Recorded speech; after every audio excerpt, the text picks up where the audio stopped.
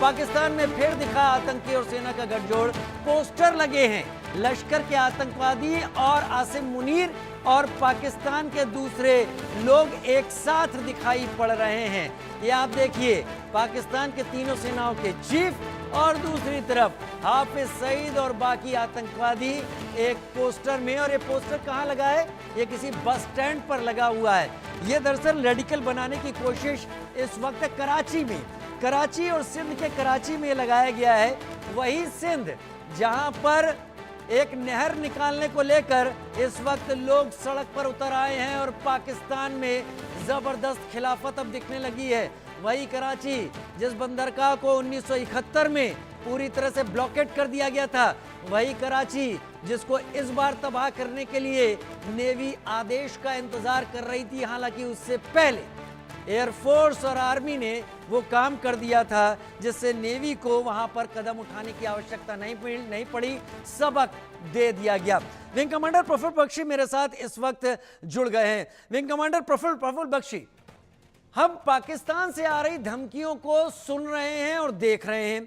अगर ये धमकी हकीकत में अमली जामा पहनाने की कोशिश करती हुई दिखाई पड़ती है तो उनको यह भी याद रखना चाहिए कि ऑपरेशन सिंदूर स्थगित हुआ है, रोका नहीं गया है।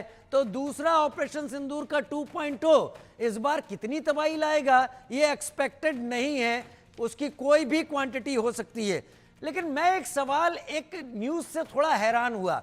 आप दोनों को क्लब करते हुए हमारे दर्शकों को समझाइएगा। मुझे एक जानकारी मिली है कि पाक ऑक्यूपाइड कश्मीर के रावलाकोट में तहरीके तालिबान पाकिस्तान के टेररिस्ट वहां पर मिले हैं और उनके साथ एनकाउंटर हुआ है। हालांकि उसमें से 2 या 3 को पाकिस्तान की फोर्स ने न्यूट्रलाइज किया है, लेकिन कहां वेस्टर्न फ्रंट, कहां पीओके, टीटीपी ने यहां तक अपनी आमद कर ली है। ये कितना बड़ा खतरा पाकिस्तान के लिए, और क्या हमको भी सोचने की जरूरत है?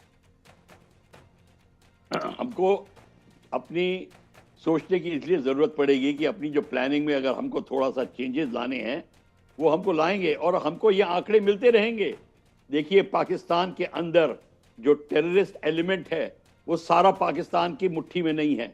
इन पाकिस्तान की टेररिस्ट का आका है पाकिस्तान का आर्मी चीफ, और यही है, यही मुल्लों को बैठ के हुक्म करता है। पर there are Taliban elements which are against Pakistan, they are against Pakistan army, और वो आपको मिलेंगे यहाँ पे भी, पीओके में भी, जो पाकिस्तान की खिलाफत कर रहे हैं ये भी हैं। ये आपको सिंध में ही मिलेंगे, बलोचिस्तान में भी मिलेंगे आपको। तो पाकिस्तान की आर्मी को खतरा है, वो सब ठीक है, पर हमारे को एक चीज याद रखनी चाहिए। ये अभी अभियान शुरू हुआ है, अभी सिंदूर 2, सिंदूर 3 और सिंदूर 4 जो जितने चलेंगे वो सब चलेंगे। पर हम एक बात याद रखें, हमारे को हमारे 2 एम्स से जो सामने रहने चाहिए, टेररिस्ट को खत्म करना, टेररिज्म को, और पीओके को लेना। ये इसको भूलिए मत, सब चीजें हो जाएं पर ये चीज हमारी ऑब्जेक्टिव रहेगी। पर टेररिज्म को खत्म करने के लिए हमको अपने स्लीपर सेल से आंख नहीं उठानी। अभी तो हमारे को बहुत बड़ा अभियान शुरू करना है, स्लीपर सेल्स। और ये जो आप करें ना, ये जो एक्सरसाइज रोक दी गई है, एक्सरसाइज हो रही है, अल्टीमेटली आप देखेंगे दिस एक्शन होगा against sleeper cells. Even civil defence की एक्सरसाइज होगी, वो होगी कि स्लीपर सेल का जो असर है वो और खत्म हो, क्योंकि अभी ये खत्म नहीं हुए हैं और अंदर आएंगे, क्योंकि इनको बांग्लादेश का सहारा मिल रहा है, चाइना का सहारा मिल रहा है, अमेरिका का फंडिंग मिल रही है, इनको मिडिल ईस्ट से पूरा सहारा मिल रहा है, ISIS से सहारा मिल रहा है। तो अभी मत सोचिए कि सब भारत में ठीक हो गया है, स्लीपर सेल चले गए हैं और अब ये इक्के दुक्के जो टेररिस्ट हैं इनको हम 2-3 स्ट्राइक में खत्म कर देंगे। ऐसा नहीं होगा, ये खत्म कभी नहीं होंगे, क्योंकि इतनी गरीबी है। और ये टेररिज्म एक थॉट प्रोसेस है, थॉट प्रोसेस हराया नहीं जा सकता। जब तक रेडिकल इस्लाम जिंदा है तब तक ये थॉट प्रोसेस जिंदा रहेगा। तो सर, असल टेररिस्ट तो पाकिस्तान आर्मी है, असल टेररिस्ट तो पाकिस्तान आर्मी है। हम उसे कब हिट करने की तैयारी करेंगे? या आप सबका ज्वाइंट एक क्यूमुलेटिव ये निकल कर आ रही है चीज कि असल टेररिस्ट पाकिस्तान आर्मी है, हम वहां पर हिट, क्या इस बार इशारा दिया है हमने केवल? देखिए, पाकिस्तान की आर्मी को हिट करने के लिए हमें अभी वेट करना है।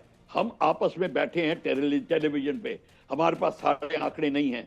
जो हाई कमांड बैठा ऊपर उसको सारे आंकड़े मिल रहे हैं आंकड़ा चाइना और बांग्लादेश के बॉर्डर से, सिलीगुड़ी कॉरिडोर से, और जो अमेरिका भी इंडक्शन कर रहा है या अपनी एक्सरसाइज करना चाहता बे ऑफ बंगाल में, उससे मिल रहा है। उस सिचुएशन में आगे क्या हो सकता है, हमको वो चीज सोचनी है। सिर्फ हिंदुस्तान पाकिस्तान की लड़ाई नहीं रह जाएगी। जो अगली लड़ाई अगर हुई तो if the things become serious और लड़ाई शुरू होती है तो डोंट थिंक कि इंडिया पाकिस्तान ही लड़ेगा। आपकी फ्रंट बांग्लादेश पे भी होगी, आपकी फ्रंट चाइना पे भी होगी, पूरा लद्दाख से अरुणाचल आग बबूला हो जाएगा।